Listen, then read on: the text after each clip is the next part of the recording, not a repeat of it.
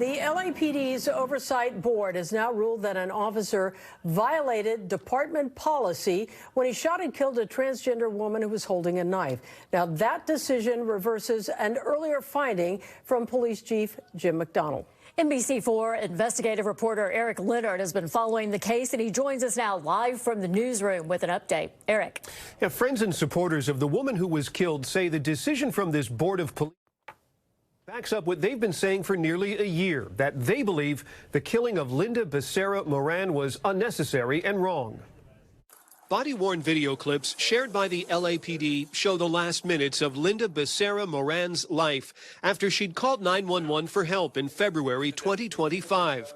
She told police she was being trafficked and had been physically and sexually assaulted. The video and police reports say she then became upset while talking with officers, yelled for police to leave, and held a kitchen knife to her throat while in distress. And she was not protected by LAPD when she asked for help. Supporters like Bambi Salcedo of the Trans Latina Coalition had urged the Board of Police Commissioners to decide that this shooting was wrong and, in the words of Salcedo, a murder. And I'm here to really ask you to really do the right thing to bring justice to Linda. Commissioners spent hours in a closed-door meeting before announcing late Tuesday that Officer Jacob Sanchez, who pulled the trigger, was out of policy, meaning that he violated the department's internal rules for when it's okay to use deadly force. And for the lethal use of force, out of policy, one police officer too. Last November, Chief Jim McDonnell signed off on a memo concluding that the shooting was okay because he said Moran was armed with a knife and began moving towards officers who had backed out of the motel room.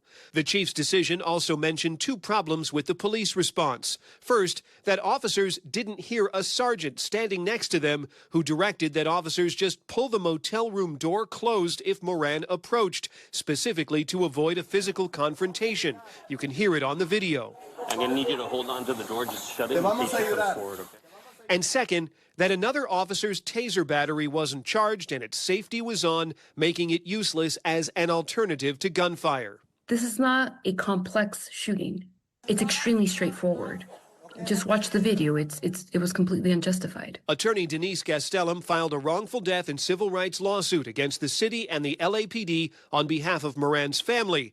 She says she was glad to see the commissioners found the shooting problematic, but says she's not sure the decision will have an effect on the officer who fired or the way the department handles situations like these in the future. But I have become cynical as it pertains to what does the Board of Police Commission's voting on a police shooting even have to do with the LAPD itself and any changes that we might see?